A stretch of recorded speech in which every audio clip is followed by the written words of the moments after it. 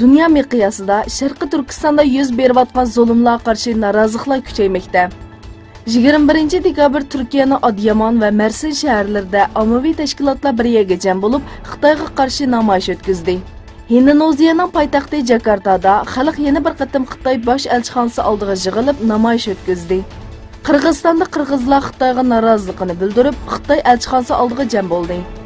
Germaniyaning Berlin shahrida Uyg'ur davosi fidoilari axborot e'lon qilish yig'ini o'tkazib, Uyg'urlarni qo'llaydiganligini bildirdi. Shuning bilan bir vaqtda Amerika Oqsaroyning oldidan Tashqi ishlar ministrligigacha piyoda yurib namoyish qilgan Uyg'urlar Xitoyning bostirish siyosatlarini aybladi. Turkiyaning Bursa shahrida Xitoyning Sharqiy Turkistondagi bostirish siyosatlarida qurbon bo'lganlar uchun g'oyibona janoza namozi o'qildi. Juma namozidan keyin ulug' jamiyada o'qilgan meyit namoziga ommaviy tashkilotlar va xalqdan bo'lib minglarcha kishi qatnashdi.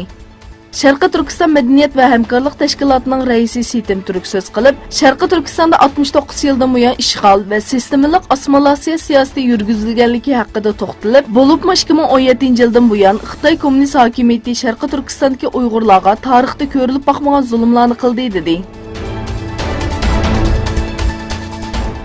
Amerika Adliya ministrligining oshkorlashicha, Xitoy Amerika shirkatlari va organlaridan uchur o'g'irlash uchun xakerlarga mablag' solmoqda. Dunyodagi eng chong ichki iqtisodiy gavda bo'lgan Amerika bilan Xitoy orasidagi jiddiychilik kun sayin kuchaymoqda.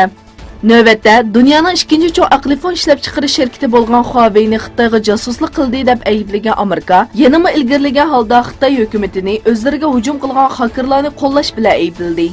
Xitoy bo'lsa, Amerikaning to'g'ri hujumi nomida Xitoyga qarshi asossiz ayblashda bo'lganligini bildirdi. Amerika Mudofaa ministri Jim Mattis fevralning oxirida vazifasidan ayrilganligini e'lon qildi. Mattisning bu qarori Amerika prezidenti Trumpning Suriyadan askar chekindirish qaroridan keyin o'tirg'a chiqdi. Rossiya muavin tashqi ishlar ministri Bogdanov Mattisning vazifasidan ayrilishining Amerikaning Suriyadan askar chekindirish qarori bilan bevosita munosabatli ekanligini aytdi.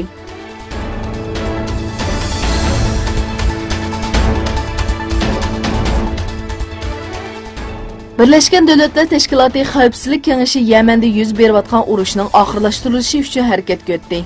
Xavfsizlik Kengeshi Port shahri Hudaydada yo'l qo'yilgan urush to'xtatishni nazorat qilish uchun bir xalqaro nazorat qilish guruhi qurish va bu guruhni rayonga avatish qarorini chiqardi.